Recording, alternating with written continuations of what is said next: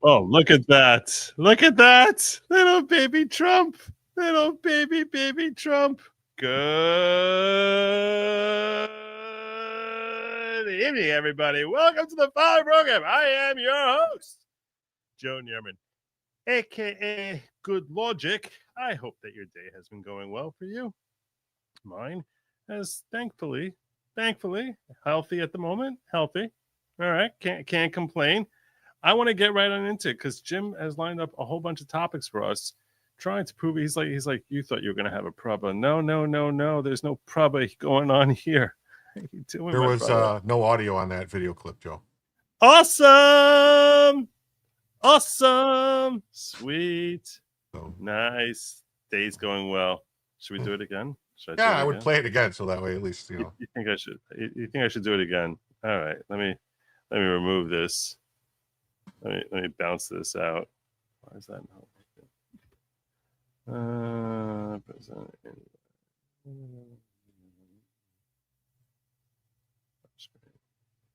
How did that possibly happen?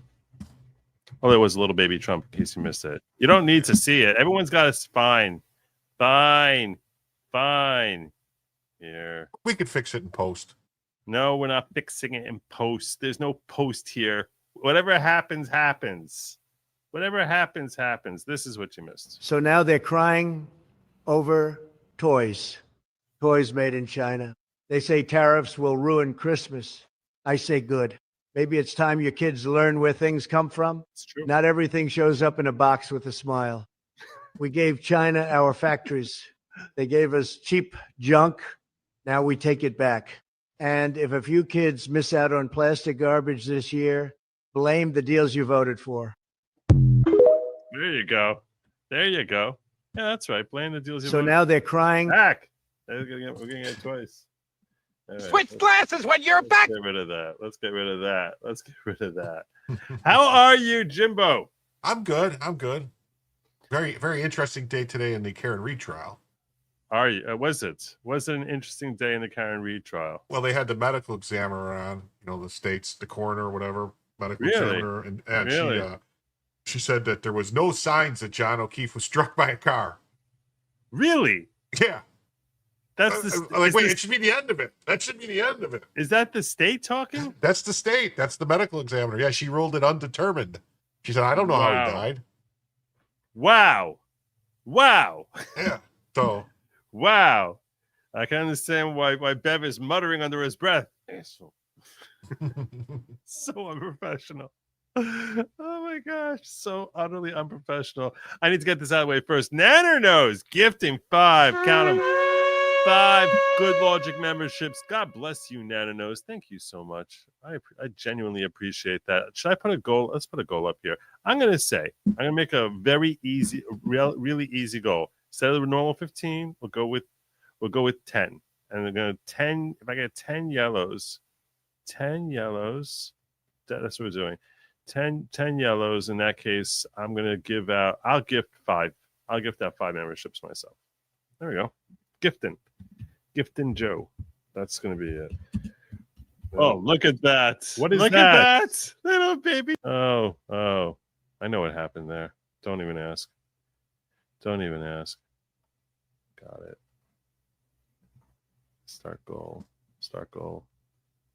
Joe, just put a heads up in New Jersey Transit. Engineers going to strike tonight at midnight. Got to take a bus into Port Authority and take the AC or E downtown. I commute downtown every day.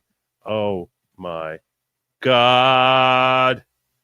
They sent a warning. They said when I bought the weekly pass this week, which I want you to know. So when I was going, because I take Jersey Transit to get into the city. And then I have to take a subway to downtown because Jersey Transit gets you into Penn Station, and then you got to take an A or C to get to downtown Manhattan where the courthouses are. So there's a notification, hey, be alert, there may be a strike. And I'm like, when? They're not saying when. And I wasn't buying a monthly. I was buying a weekly. I was like, it's probably not going to be this week. And I was doing the math, and basically, if you take 8 rides on it, it works out. And I And I ended up not taking the train in the morning. And I was like, if I buy it Monday afternoon, and then I can like late Monday afternoon, I can use it earlier and then actually get an extra ride out of it. But no. Jersey Transit, they run by the week. Like it doesn't matter when you buy it, it dies on Saturday. And I'm just like, that's messed up. I bought it on a Monday. You're telling me this week-long pass dies on a Saturday? That is not cool. So, yeah. Anyhow, strike. Great. Beautiful. I was back here with Nana Knows. That's where I was starting. And I got all confused. Nana Knows brought into the following: Fufu Mofu, El Becky, Justin Penn, Frosty Lee, and Cindy Bokeman. Welcome to the following, which I will remind you that I am not at all the leader of the following. I'm just a host. In fact, I'm not even a full host anymore. I got this guy sitting next to me. I'm a co-host. I'm a co-host. I don't know what that means. Can we talk book of? Is this pronounced Enoch? It's by you guys. Book of Enoch, yeah. With great logic sometime. I would really like to know if Book of Enoch is real. What? I don't know what Book of it's Enoch supposedly a is. lost book of the Old Testament. So maybe in the lost book of the Torah. Doesn't sound likely. It's all about giants and spaceships and stuff. So. Is that what Gilgamesh? Yeah, not Gilgamesh. It's the story of Enoch, and then Enoch brought God up to. Enoch is like the great grandfather of Noah or grandfather of Noah. Yeah, we call him Enosh, by the way. We don't call him Enoch. I know you guys call him Enoch. We call him Enosh. We'd probably spell it with an S instead of that C. But we pronounce it in Hebrew Enosh. And yeah, I'm familiar with Enosh. Is there a book on him somewhere? I'll tell you this much. A friend of mine once had a theory. There's a giant who is referenced throughout the Torah. Not really. Well, he only comes up directly in numbers. But there's a guy named Og, which you would pronounce it Og if you saw it, because it's just spelled O-G. But in Hebrew, it's very clearly spelling the word Og. And he and he actually, we believe, lived for hundreds of years, and according to some authorities, predates Noah, and he's killed ultimately by Moses, which is like 800 years later. And that this guy, if you Google the oldest writing on Earth today, it's called the Book of Gilgamesh. And I heard someone once give this whole thing theorizing that Gilgamesh was actually Og. Possibly. And he was supposed to be, and he was supposed to be like 50 feet tall, like a crazy giant. Anyway, I'll ask Great Logic if he's interested in that. Thank you for the heads up on this, PJ Hobbit. I appreciate it. Congrats on monetizing. Yes, congrats to you, brother. You didn't hit 1,000 yet, though. I didn't hit 1,000. I just hit 808. 808. We got to get him there. Guys, we got to get him there. Jim can't even say Joe from his moves. Well, he did save me from being embarrassed with everyone calling me out on it, because he got me on it first. We got stuff we got to get into. And we got to get into, and stuff that we will get into. So why don't we do that now? Let's start. Let me. One of them is a gym that I'm not a favor of. A gym you're not a favor of. Yes. I just want to see why I don't see the chat from the ghetto. I don't understand what's happening there. I was seeing it earlier. I'm not. I think it's. No, I'm not blaming you. Yeah, Groiper 940. I'm not able to pull up the chat from. I don't know why. I'm not able to pull it up because you won't see rants in here. Oh, no, you don't see rants, but you see the regular chat. Yeah, right here. Right. Jim can't save Joe for being on June. I'm very nervous. I'm very nervous that I'm going to miss rants, and I don't know. I don't see any on your right now. I'm looking. You won't see it in StreamYard. Are you looking? No, I'm looking Rumble? on your. I have Rumble open too. All right, so call it to my attention if you see one there. Okay. Okay. All right. Cool. All right. With that, let's get started here. All right, because we got stuff to do. First story up is related to 8647. 8647.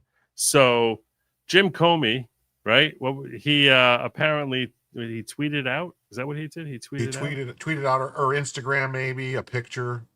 Instagrammed out a picture which says 8647. This is where 8647 is not like a secret thing. It's not a secret deal at all. 8647 is something folks know. People realize that 8647 that's becoming a popular thing for the left to be barking like a bunch If of I'm not idiots. mistaken, it started back when Trump's first term with Gretchen Whitmer or somebody having 8645. Yes, behind her. Yeah. Now I'm glad you brought that up. It was, yeah. So this is what we got here. Process now. Due process now.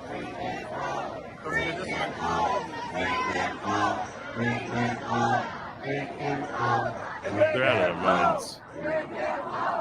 It shows how they can be triggered into anything, sitting here chanting for some terrorist to be brought back to country, as if this is his home, and chanting, bring him home. And the point to this clip, ultimately,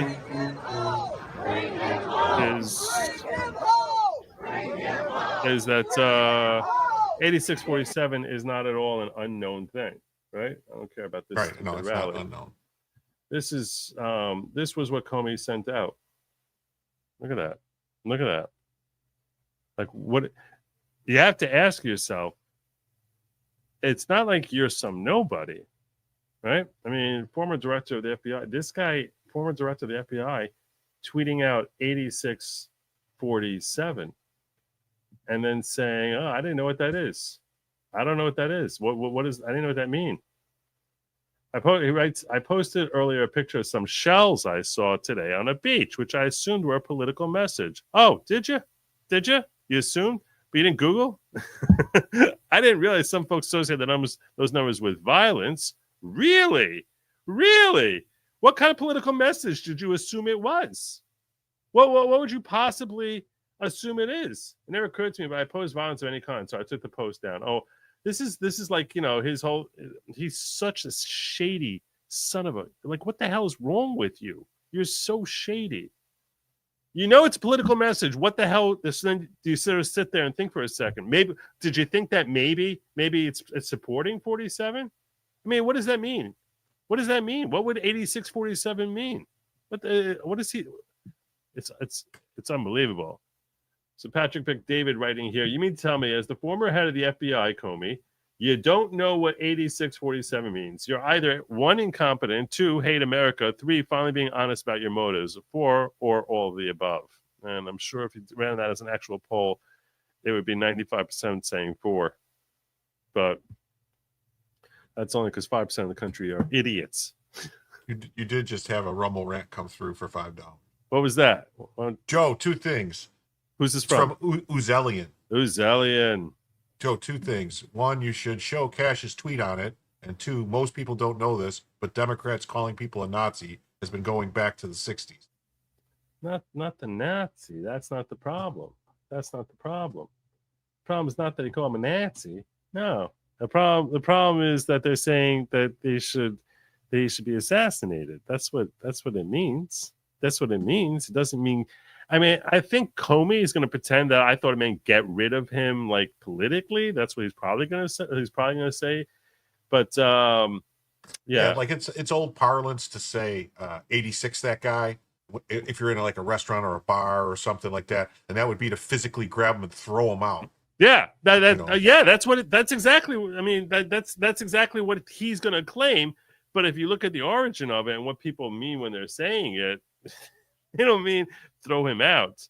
Cash Patel said, we're aware of the recent social media post by former FBI Director James Comey, direct at President Trump. We are in communication with the Secret Service and Director Curran.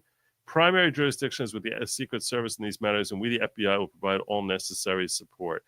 Okay. What else did you give me here on this? There was the Krasensteins post. Oh, I got it. You got Hey Cash. Krasenstein brothers are also asking for a meeting from you and the Secret Service, both posting shortly after Comey 8647 in their accounts. See below. Wow. That's Brian, and that's some Ed. It's time. Wow. Representative Andy Ogle saying, I just sent a letter to the Secret Service Director Sean Curran and FBI Director Kash Patel urging an immediate joint investigation to former FBI Director James Comey for a disturbing social media post in which he called to 86 President Trump. The letter represents a formal inquiry into possible violations of federal law, including 18 U.S. 871 threats against the president, 875 interstate communications containing threats. It also demands confirmation whether Comey still holds a security clearance or has access to any classified materials. The left spent years claiming Republicans were guilty of stochastic terrorism. Wow. I feel like I just fell back in time to 1974.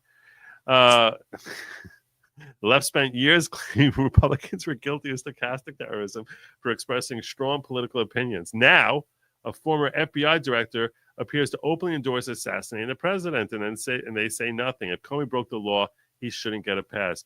Here is the letter. Let's pull this. I just also want to point out that 86 original. The reason they use 86 is because it means 8 feet long, 6 feet deep. So that's like a grave. Right. 8 feet long, 6 feet deep. So here is the letter. Dear Director Curran, I write to request the United States Secret Service and FBI open an immediate joint investigation into former FBI Director James Comey's May 15, 2025 social media post, which has raised serious and credible concerns that may constitute a threat against the life President Donald J. Trump. Mr. Comey posted an image of seashells arranged in the numbers 8647 to his Instagram account. A widely noted 86 commonly understood as slang for eliminate or kill. And 47 has become a popular shorthand reference to President Trump. 47 President of the United States. When paired, the implication is unmistakable to many Americans. A coded suggestion to eliminate 47, that is, assassinate the president. And it goes on to say here, save image as, save, open it. Given Mr. Comey's former leadership of the FBI, the stakes are even higher. His influence extends well beyond the general public. It's reasonable to assume that his online followers include current or former bureau employees, individuals who may view his commentary as carrying an insider's weight or implicit direction. Okay. If our agencies are to maintain the public's trust in the impartiality and integrity, they must confront the possibility that Mr. Comey's words could inspire or embolden persons not just in the public, but also within federal law enforcement or intelligence circles. Left to spend years invoking the concept of stochastic terrorism to label and denounce rhetorical statements. So do you think this is saying we should do the same? No, it's not saying we should do the same. It's just be. But I don't know. You've had judges saying "Let's go, Brandon" is obscenity and not protected speech. So I don't know why this wouldn't fall under the same type of thing.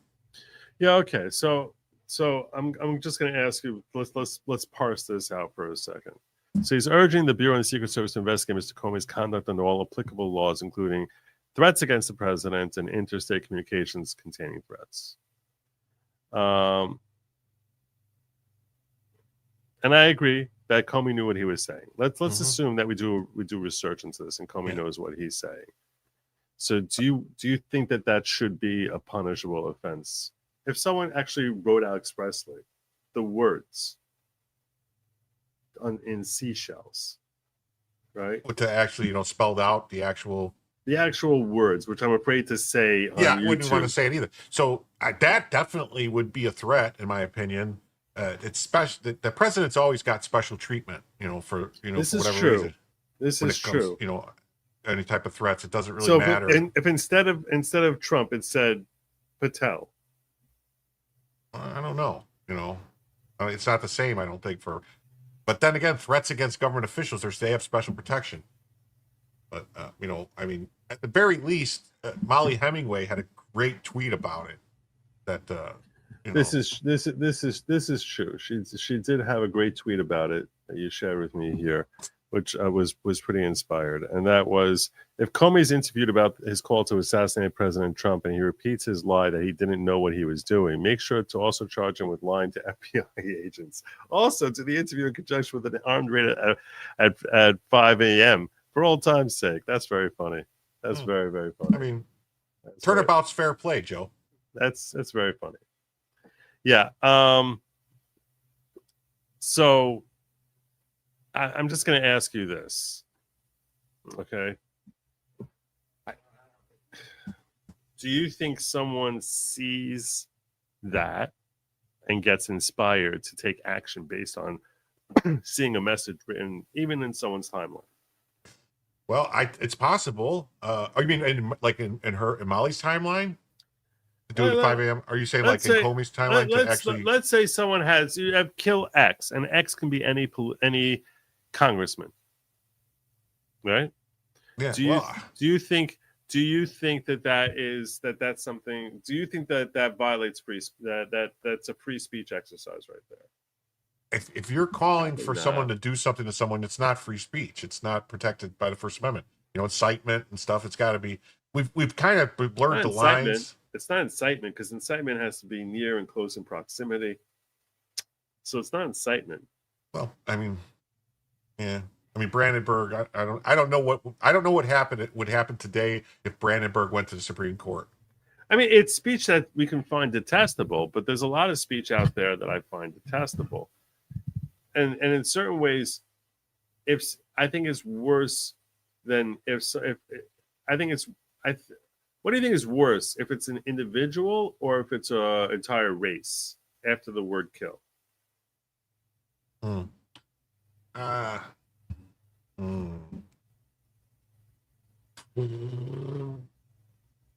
just insert any race, okay? And you just had kill X. I think they're equally as bad. Or let's say someone said just kill Schiff. And that could be any I think they're equally a crime. Possibly. But do you think it's something that should be criminalized? Sure. Because you're putting someone's life in danger. Is it though? If you say it, you think that's going to put someone's life in danger? Not if I say it, but if someone with enough following. I mean, look at all the stuff that happened with the what's her face Waters. What's her name? The congresswoman, when she was saying, get up on them, push back on them, and do this. I don't want to be clear. I don't endorse political violence of any kind at all. So no one should take anything. If you just throw a last name, and by the way, you just throw a name out there, last name that could be interpreted as many different people, right? I mean, Maxine Waters. What I'm saying is, she was putting remember she gave that speech saying, find them out in public and do this, and when you see them in restaurants or a gas station, push back on them, do this, and to me that was.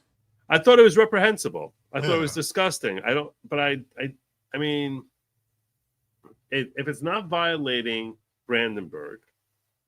So you have to walk me through why something is becoming illegal speech. That's what I'm basically asking. Like, at what point does it become illegal? And if someone says kill people who are part of a political party, right?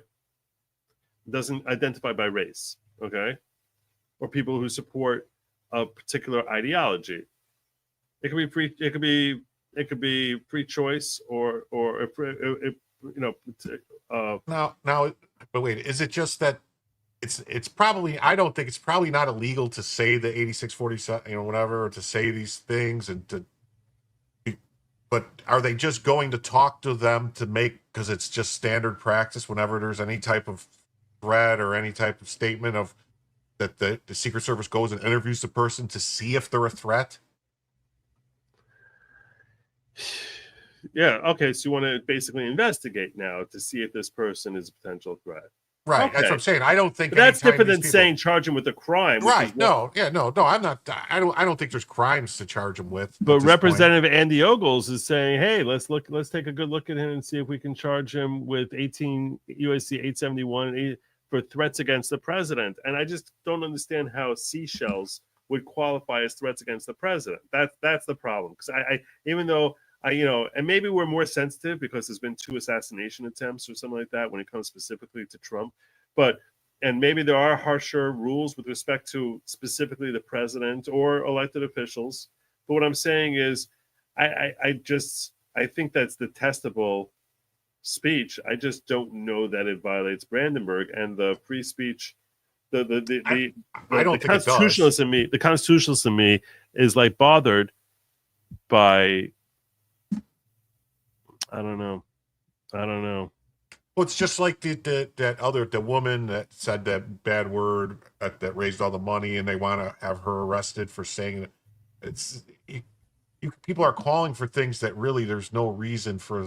There's no You're law talking broken. about, right? You're talking Shiloh, about whatever it was named. Shiloh Yeah. Hendricks. Yeah. Yeah.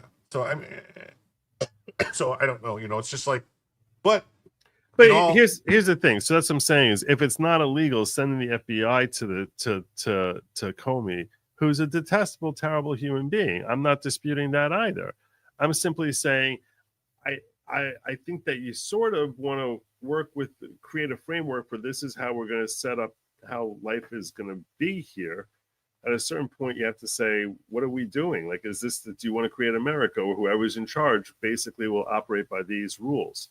And this is a conversation I've had on this channel before, which is, once you get power, do you need to teach them a lesson, or is that, or are you handcuffing yourself by saying we're not going to teach a lesson, and now they know they can punch you as much as they want, you're not going to punch back?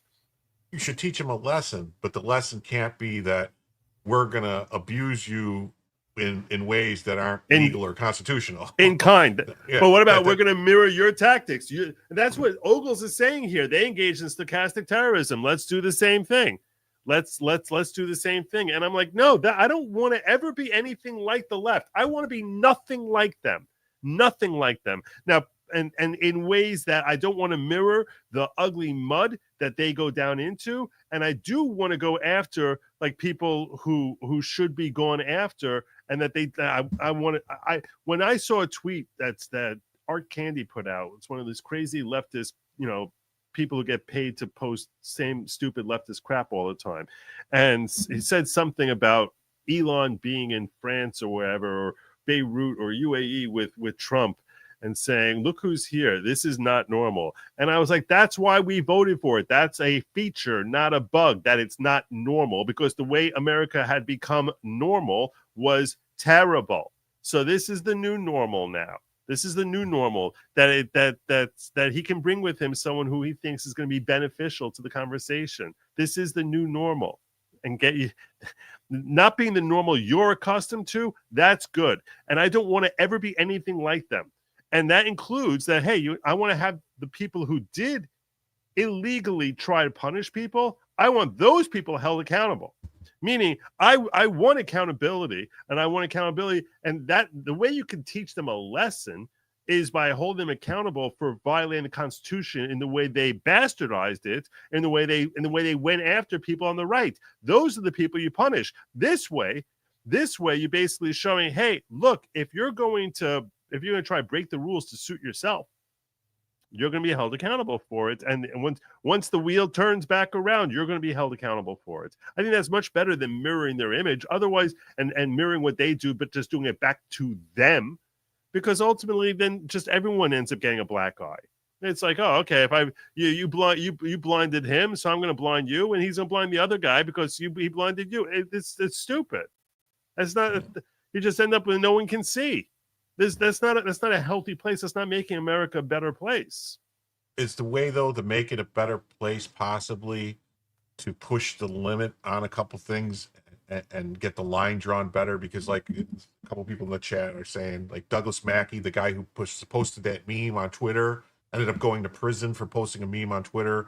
Right. Got judges. I mean, it seems like rulings are made all the time to destroy the First Amendment whenever it's people speaking out against the left, or or doing something to make fun of them or whatever, and the right plays by the rules, and we're getting.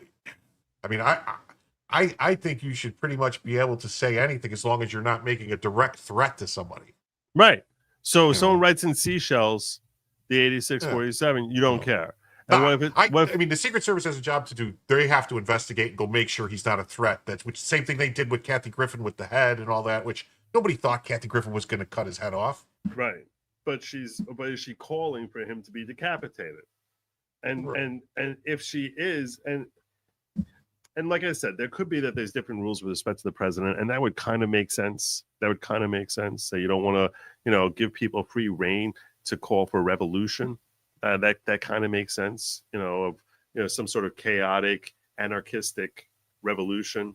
I get that, but Well, I mean, if you're calling for revolution and you take any type of furtive steps, wouldn't that be a seditious conspiracy? yeah, it would be. It would be. I don't mean, know. certainly. I'm just saying, I don't love this. I mean, I understand why people want to go after Comey. Okay, he's a terrible human being.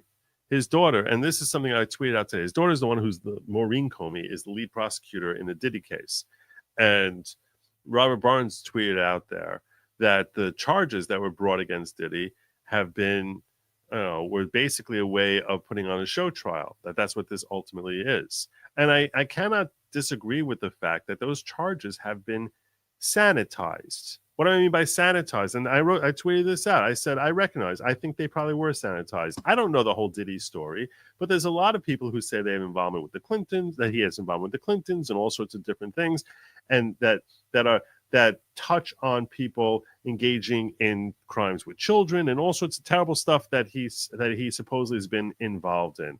And his point is that if you sanitize the charges and say, no, we're really going after him, it's kind of like the best analogy I can give you for this is it's almost like if someone says, yeah, we really need to go after that arsonist because he burned down that building. He built down the Reichstag. There was the whole Reichstag fire. So we're going to hold this person totally accountable. And the person they want to hold accountable is Adolf for burning down the Reichstag building. And that's how you're holding him accountable. It's almost as if you're sanctioning the other much, much worse crimes that he engaged in. So if you charge Diddy with these crimes of trafficking and you ignore all the much worse stuff that he did and pretend that never happened, it's a way of actually not upholding justice, but perverting justice, because you're sending a message that we're going to pretend that other stuff never happened and give him a pass on it. And you're actually using the justice system to pervert justice by saying these are the charges we're going after. And you can make that claim with respect to the way Maureen Comey handled the leveling of charges against Diddy, right? Well, it's the same thing she did with Maxwell, right? Yeah, with Maxwell. Well, with Maxwell, I don't know that it was the charges they chose, but it was the evidence that she was producing there was certainly evidence had nothing at all to do with any political figures, and doing whatever she could to wherever there was any sort of reference to the elite class, she was deleting it and blocking stuff out. So yeah, she's a pure establishment hack. There's tons of rumors about Diddy that people like. I don't know if people like. It's about the Jonathan Odie. It's about the Jonathan Odie thing. That guy that went and shot up the Trump thing, and yes, that's Jonathan Odie, who has all sorts of claims that Diddy was involved with the Clintons and all sorts of weird cult and Obama and some sort of weird cult. And whenever I see stuff like that, I assume you're trying to bait me into looking like an idiot and running down that rabbit hole. That's how I feel. I'm like, look, it's too much. It's too easy for me to be like, yeah, let's go get him, and be like out of my mind. There's pictures of all these. There's pictures of these white parties with Obama at the white parties and Hakeem Jeffries at the white parties and all these people there.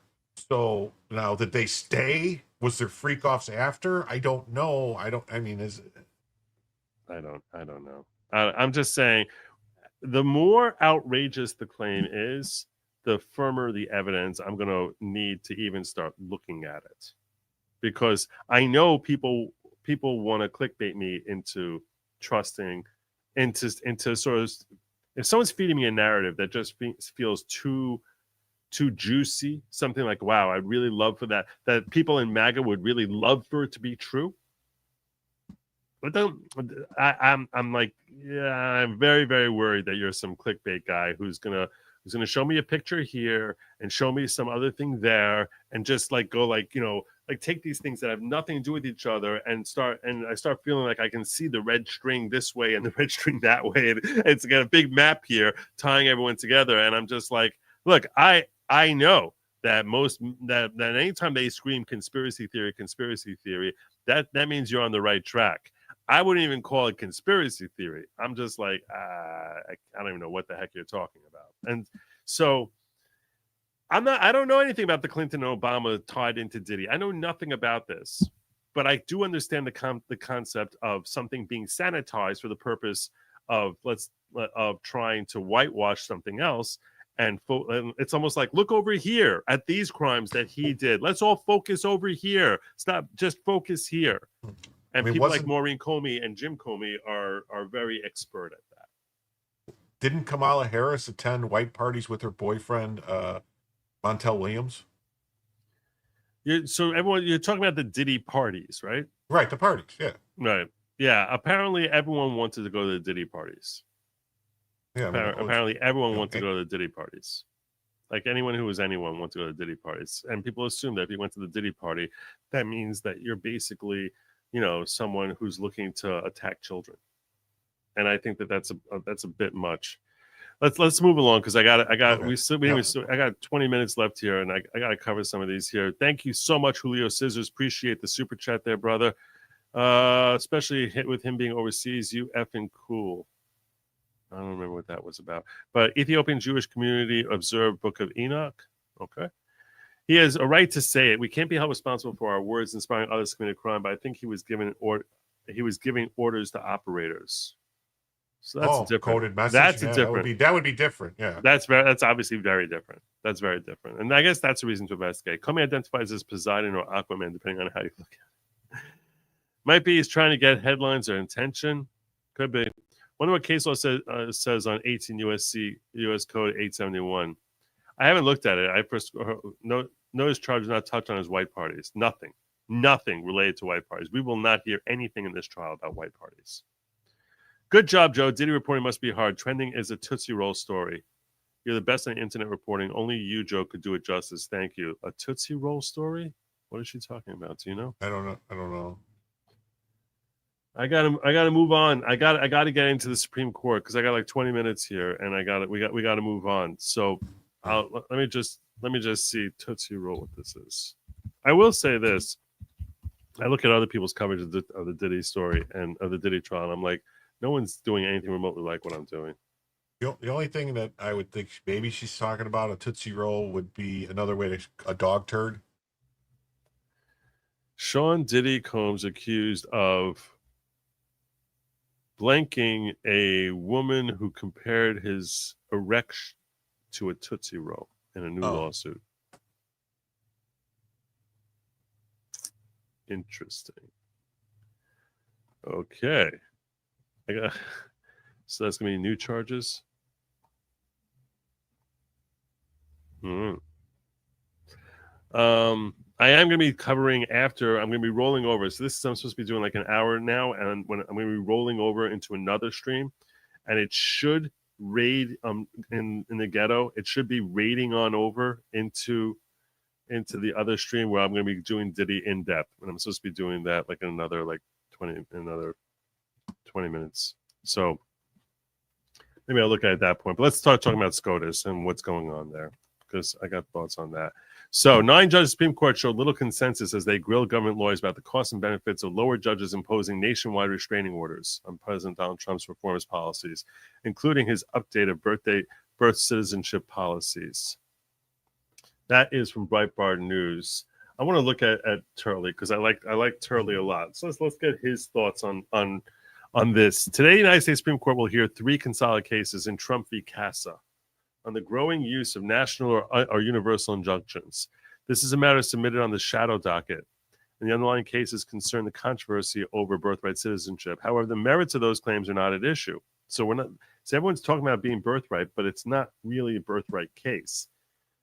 However, instead, the Trump administration has made a modest request for the court to limit the scope of lower court injunctions to their immediate districts and parties challenging the right of such court to bind an administration across the nation. The case is a consolidation of 3 matters: Trump v. CASA, Trump v. Washington, Trump v. New Jersey, which is interestingly out of Massachusetts. These cases, isn't that weird? Trump v. New Jersey is out of Massachusetts. These cases also present standing issues since the administration challenges the argument that there's a cognizable injury to individuals who may travel to the states bringing the action. However, the main question is the scope of the injunction. As I previously written, district court judges have issued a record number of injunctions in the first 100 days of the Trump administration. Under George Bush, there were only 6, which increased to 12 under Obama. When Trump came to office, he faced 64 such orders in his first term. When Biden Democrats returned to office, it fell back to 14. That was not due to more modest measures. Biden did precisely what Trump did, seeking to negate virtually all of his predecessors' orders and seek sweeping new legal reforms. Repeatedly found to have violated the Constitution, but there was no torrent of preliminary injunctions at the start of his term. Yet when Trump returned to office, the number of national injunctions soared again in the first 100 days and surpassed the number for the entirety of Biden's term. This is a rare argument. First, it's the shadow docket filing that usually results in summary decisions without oral argument. So it's weird to have an oral argument in this sort of application. Moreover, which means we'll probably get a decision much faster. Mm-hmm. The matter came after what is commonly viewed as the final day for oral arguments. The court granted a rare late oral argument reflecting that multiple justices view this matter sufficiently serious to warrant a break from standard operating procedures. I'm going to do this.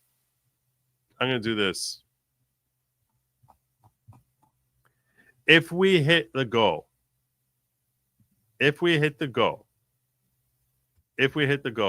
I will watch probably on speed version on Saturday night. I will watch the oral arguments Saturday night if we hit the goal.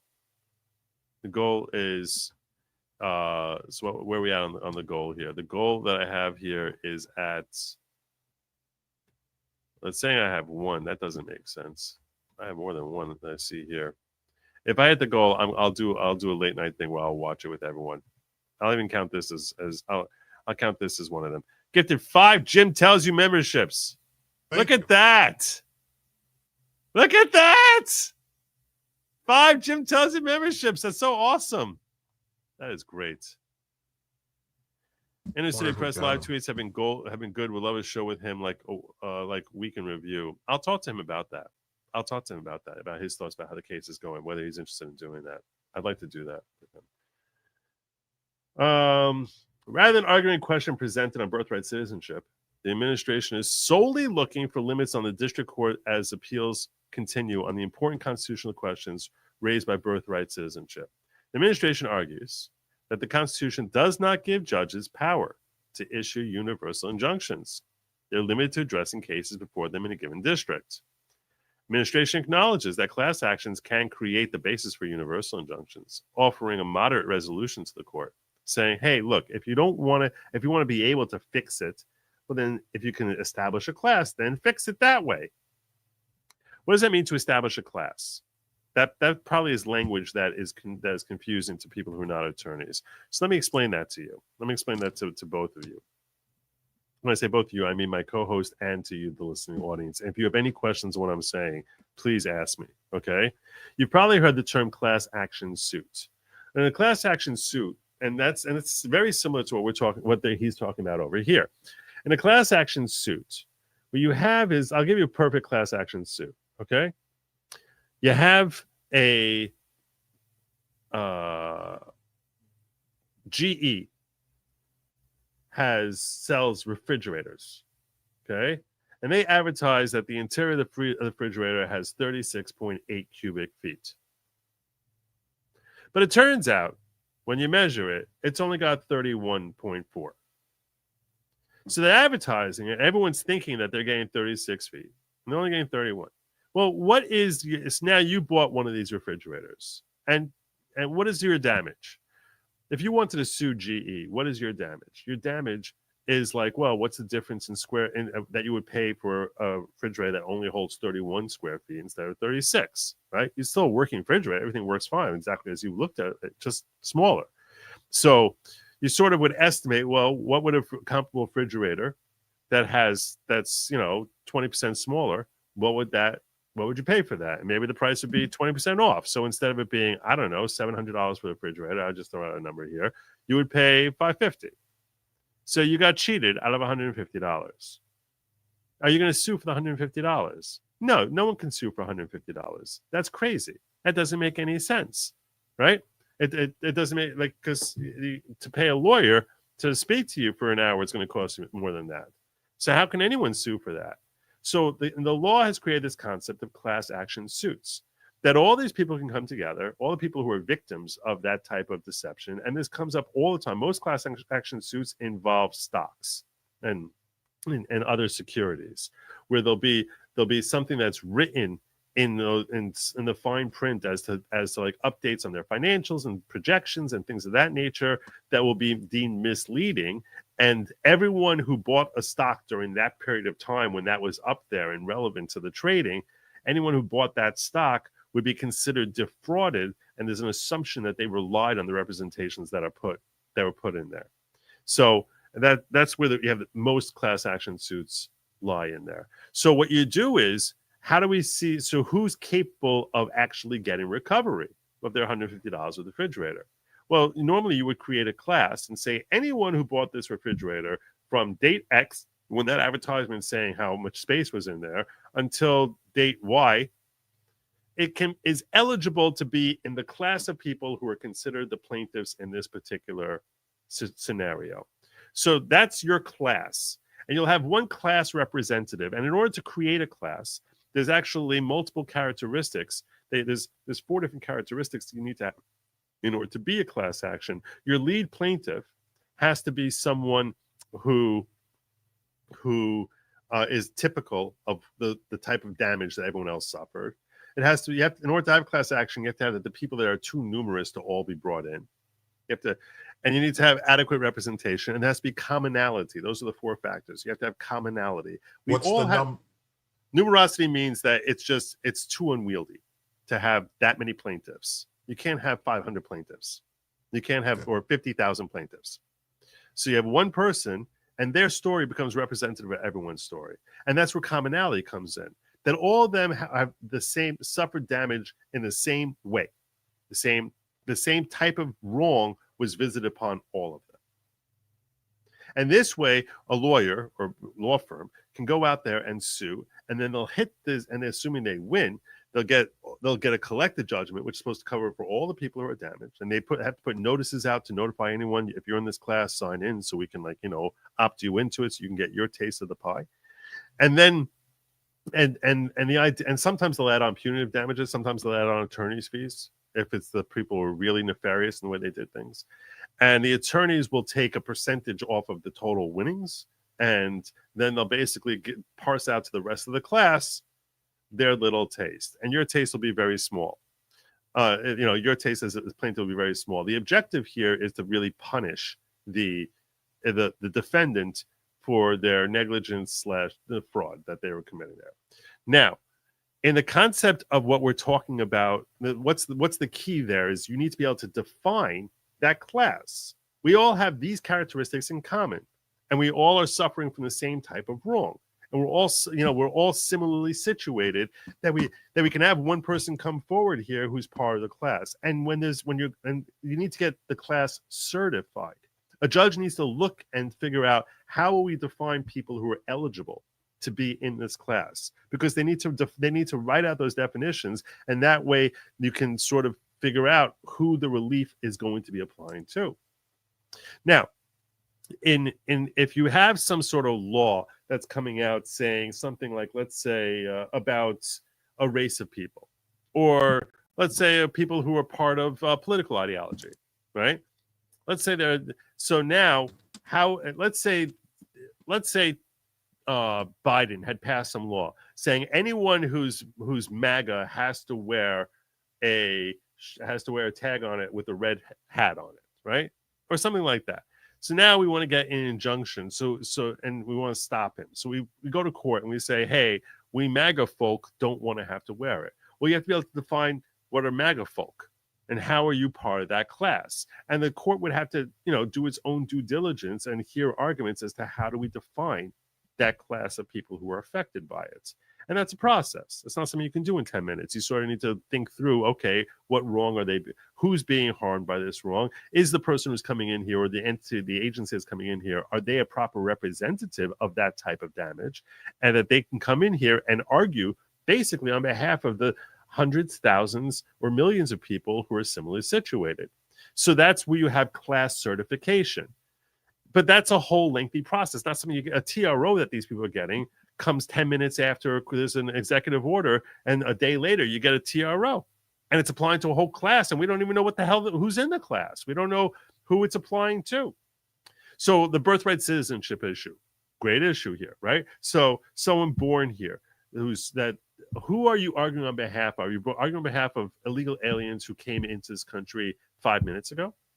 Illegal aliens who've been living here for the last 5 years? What about ones who sought asylum versus those who are not seeking asylum? What about people who have green cards? Are they arguing for them? Are they being wiped out? So figuring out who's in this group.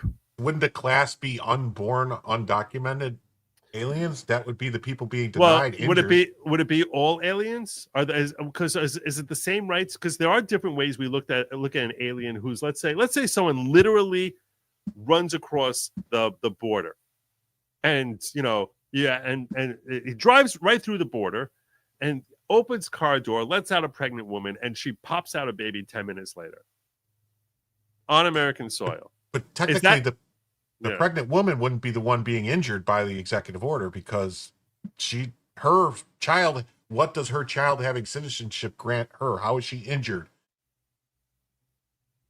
And that's another question you can ask also. Who's able to speak for the unborn? It's not affecting, none of his birthright citizenship is affecting anyone who's alive. So if it's not affecting anyone who's alive, who's able to bring a lawsuit? Yeah, because they said it wasn't going to be retroactive at all. Right. It's going forward. So maybe someone in the future could say, hey, I have a right to be deemed a citizen, but no one who's alive has that claim today because it only applies to people in the future. So why would anyone have a claim? Even a pregnant woman shouldn't have a claim because, as you're pointing out, it's not her rights that are being affected. A pregnant illegal alien wouldn't have a claim. It would be her kid.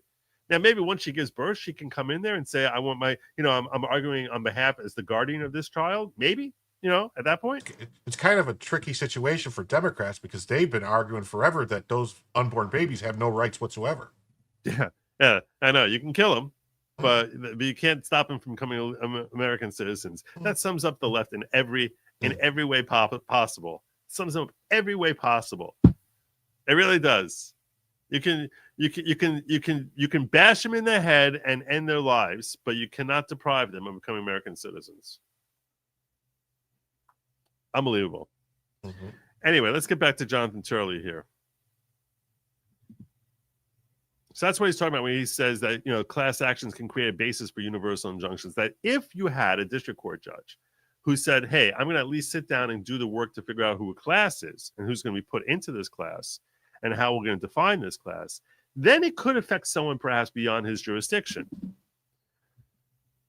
In such cases, the parties can meet the standard for a national class. They can, you have to be able to set up that such a class is able to be defined. If it's not definable, you cannot create a class, and there would be no class action suit. There would be no class created, because as we're having this discussion here, if you cannot define the class, and I'd be like, wait, does it include that woman who just drove across the border, or does it not include her? Is it applied to how if you cannot define it, there's no class and you can't offer any relief. In today's arguments on Becoming a Fox and an X, we can expect to hear from justices who have previously been critical of universal injunctions, including Thomas, who in his concurrent opinion in Hawaii called them legally and historically dubious. Likewise, Justice Gorsuch and Alito have criticized such injunctions in a prior dissent to an emergency filing in the Department of State versus AIDS Vaccine Advocacy Coalition. Alito was joined by Thomas, Gorsuch, and Kavanaugh and stating the government has a strong argument that the district court's order violates the principle that a federal courts may not issue an equitable remedy that is more burdensome than necessary to redress the plaintiff's injuries. And that's the point. And this comes back to the whole class thing. What does this mean when they wrote here that you cannot give an equitable remedy that's more burdensome than is necessary to redress the plaintiff's injuries? So ABC Company says we're being harmed by this Trump EO. Why would you put an injunction that's going to go beyond ABC Corp? Why that you're saying he's got to undo the whole EO? Why? The only person you can be helping, if at all, would be ABC Corp, and say you have to keep paying ABC Corp. If I'm not mistaken, this order for this birthright, this CASA case, basically forbade the government from even looking into anything, from promulgating any rules, from developing anything. Yep. guidance or anything, like coming up with how it would be, any type of plan or anything. That's all the order was doing, was like telling the heads to figure out how we could do this, and let's, come up with some kind of plan. Mm-hmm. Many of us will be watching three members of the most closely. Chief Justice John Roberts, Associate Justices Elena Kagan and Amy Coney Barrett. Roberts is the ultimate institutionalist, and we should see in his argument how he views the impact of such injunctions on the court system as a whole. He's very protective of the court's inherent authority, but may also have misgivings about the scope of these orders. During the Biden administration, Kagan has previously criticized universal injunctions. In an interview at Northwestern University Law School, Kagan flagged the forum shopping by litigants in filing cases before favorable courts, which is what all these people getting EOs or getting TROs are doing. You look at something like that and you think you can't be right. In the Trump years, people used to go to Northern District of California. In the Biden years, they go to Texas. It just can't be right that one district judge can stop nationwide policy in the tracks and leave it stop for the years that it takes to go through the normal process. Justice Barrett, so that would be hypocritical if she doesn't slam down on this. And actually, Kagan, in all honesty, she's the best of those on the left. Yeah, that's true. Barrett previously joined Kavanaugh in saying the power of district courts to enter universal injunction is an important question that could warrant our review in the future. So there should be a couple clips of some of the argument. There's a little clip of Thomas and a clip of Coney Barrett talking. Yeah, this is where he said he was talking about it, but I'm not gonna look at that now. Let's pull up Thomas. You know where he's landing before this starts. General, when were the first universal injunctions used? We believe that the best reading of that is what you said in Trump against Hawaii, which is that Wirtz in 1963 was really the first universal injunction. There's a dispute about Perkins against Lukens Oil going back to 1940. And of course, we point to the court's opinion that reversed that universal injunction issued by the DC Circuit and said it's profoundly wrong. Now, if you look at the cases that the either party cite, you see a common theme.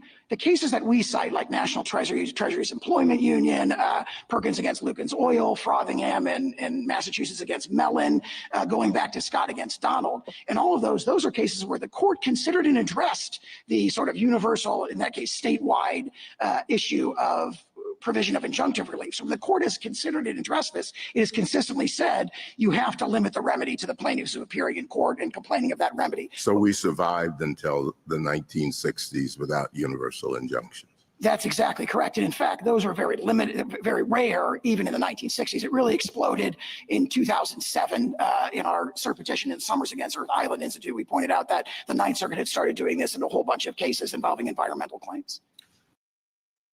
There you go. It is a relatively new invention. Mike Davis had some thoughts on this also. He has a 6-minute clip. We don't have time for the full 6-minute clip because I do need to get onto the Diddy stuff. But let's see what we got here. Mike, this thing quickly metastasized to a discussion far beyond just birthright citizenship. Can you walk us through what exactly happened today? And is Weissman your favorite guy? Is he right or is he wrong, sir? Well, it was a bit of a muddled mess today at the Supreme Court. Look, it is very clear under the 14th Amendment to the Constitution that the birthright citizenship provision of the 14th Amendment was enacted to overturn the Dred Scott decision, to make sure that the children of freed slaves were citizens of the United States and they had the rights of citizens of the United States. That's what the intent of the birthright citizenship provision of the 14th Amendment was. That was expanded by the Supreme Court to include, in the Chinese exclusion case, that was expanded to include lawful permanent residents of the United States. Pause 1 second. Lawful permanent residents. So, if I'm not mistaken, there are Chinese exclusion laws, which are still good laws on the books. They haven't been overturned, correct? The Wong Kim Ark case is what No, you're but getting at? Wong Kim Ark was different because that was about a child. Oh, yeah, Because at you're the saying time- the underlying law, which led The to underlying Wong Kim laws Ark. that said that his parents could not become citizens. There was a law that prevented. I think there was a law that overturned it. at a certain point. But what it was is that they came into the country and there was laws that said they could not become citizens. I think it was mainly in California. Yeah, that Chinese, law. Chinese nationals during the period of Wang Kim Ark. In case you're unfamiliar with that case, the Kim Ark case, which is what the left loves citing, and when they're talking about whenever they're talking about birthright citizenship. So this is Supreme Court's decision, which goes back to the end of the 19th century, and that involved this young man who was like 20 years old, whose parents were nationals living in this country.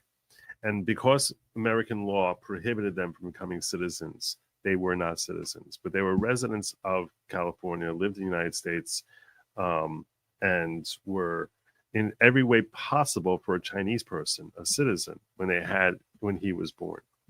And when this kid came back, he went to China and came back. They didn't want to let him back in, saying that you're not an American citizen.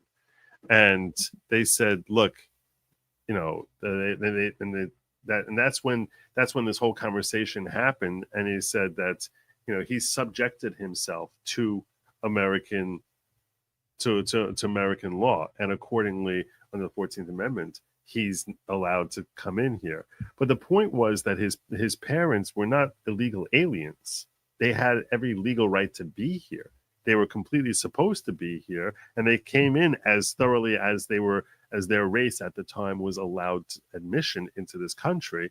And accordingly, you can't deny him his opportunity for him to return to this country.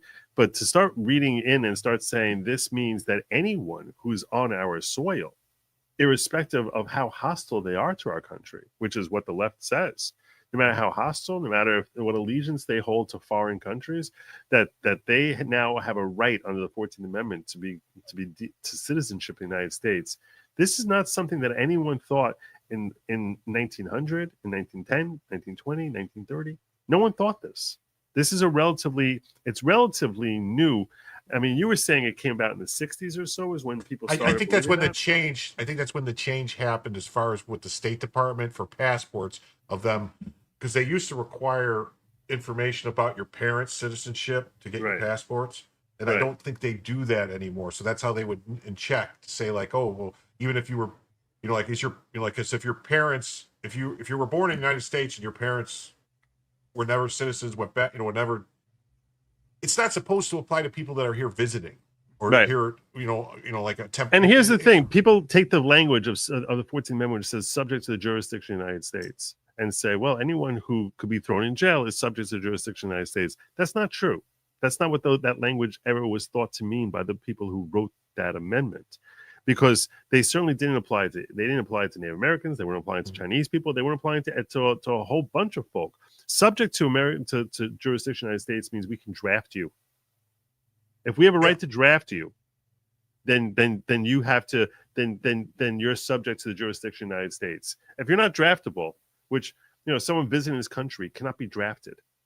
Yeah, of course you can't go shooting up a mini mart and then walk free because, you know, we have no jurisdiction over you. That's not what that means. It doesn't mean any level of jurisdiction. It means we have complete jurisdiction over you, in that we can conscript you into our army, God forbid, if such a thing were necessary. That's what subject to the jurisdiction of the United States was meant when they wrote it into the 14th Amendment. But it's been bastardized to mean anyone who is under any sort of jurisdiction in the United States now is anyone on our soil, right? Anyone who could be arrested by the police is on our soil. You're subject to jurisdiction. Perfect example of that to say is the Native Americans, the American Indians. To think they are not subject to the laws of America is insane, because anything that happens, they're federal law. They have to comply with the laws of the states that their reservations are in or whatever. But until there was the statute that gave them the opportunity to accept U.S. citizenship, they were not U.S. citizens. And I'm pretty sure there's still one tribe somewhere that doesn't automatically get the citizenship because they said no.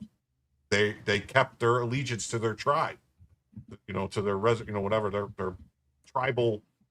They still, all the other ones still have their tribal councils and everything, but when the statute was passed, they accepted U.S. citizenship to become full U.S. citizens. I'm in the middle of telling people to sub up to you. That's what I'm doing here. Oh, okay. Yeah, sub up to me. I'm at 808. I only need 192 left to go to get to 1,000. You guys have been awesome and really, really great. I think I got this link right. No, Yeah, I that's it. didn't. No, I didn't. Why? It didn't go It right. says page. It says page unavailable. Oh, here. I give it to you. Dang it! Yeah. Not there. Not at that place. Let's do it. Let's do it better. Let's do it better. Hold on a second. I have it somewhere here. You have it somewhere. I think there's no BE in the YouTube. Dang it! Yeah, you are gonna. You're all gonna be You're all gonna be teleported. You're all happen. That's all happening soon. We didn't hit our goal, but I still might Saturday night go through that because I really want to watch that. Yeah, if you look at want you. somebody to sit around with you Saturday night or something or Sunday night, I'm available. Oh, that's very thoughtful of you. That's very thoughtful. I wasn't even going to ask. I was like, I'm not doing nothing else. all right. Well, Nighthawk, you could always open another channel and sub on that one too. You could have multiple accounts. Yeah. I'm pinning this message so you guys will see it, and I'm also going to put it in Rumble. So this way, if I can ever find the stupid Rumble chat here, which I don't know why I can't. I do also have a Rumble channel, but that's not a big deal. It's I don't know why I can't see the stupid Rumble chat. This is so weird. you can't see it on Rumble. No. Oh, you did have another Rumble rant. What was that? $2 Rumble rant. What you got? You guys take turns being the cult leader, asking for a friend. That is from Dano, Dainno, Dainno. Dano? I don't know. Bookham Dano? I don't know. Yeah. All right. I got to wrap up over here. It's time for me to head on over and start handling Diddy. So I thank you all for joining me. Please make sure you like, share, subscribe, drop a comment in the algorithm. What do you think about, do you think that we're going to win the Supreme Court? Do you think that we're going to get enough justices there? I think it all comes down to Chief Justice Roberts, who is a snake. I think there's 4. We got 4. I think Gorsuch, Alito, Thomas, and Kavanaugh are going to go with the Trump administration. The 4 men, I think, are all going to go with limiting it. It really all boils down to Roberts. If it's a really narrow opinion about injunctions only, saying, hey, you can only be, you have to certify a class or something like that, I could see maybe that has nothing to do with the birthright citizenship or any of the other cases, underlying facts, just about the injunctions. Yeah, I could see maybe getting to 7-2. No, I don't see. I'm saying it's possible because Barrett's talked about being against. We've got Kagan and Barrett have both talked about these universal injunctions being bad, that it's bad forum shopping, stuff like that. So here's as an institutionalist, you would think that he wants to protect the institution of the court, which is in jeopardy from all these wacky judges signing off on those TROs. That's a motivation for him to do it. The motivation for him not to do it is I think he really dislikes Trump. So that's bigger than Trump, though. You would hope he sees that. But yeah. Anyway, that's my show. I'm sticking to it. You know what they say. Lammy is not for you. It is for they, them. It's never been for you.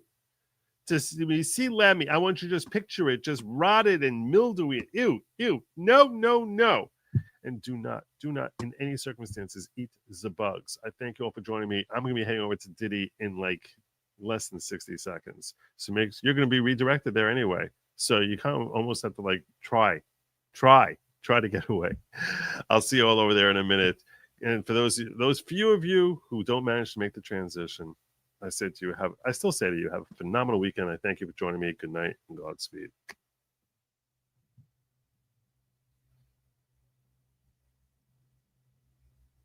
Great job, brother. You didn't end it yet. I did. I don't know what happened here. I hit end stream. Wait a moment, then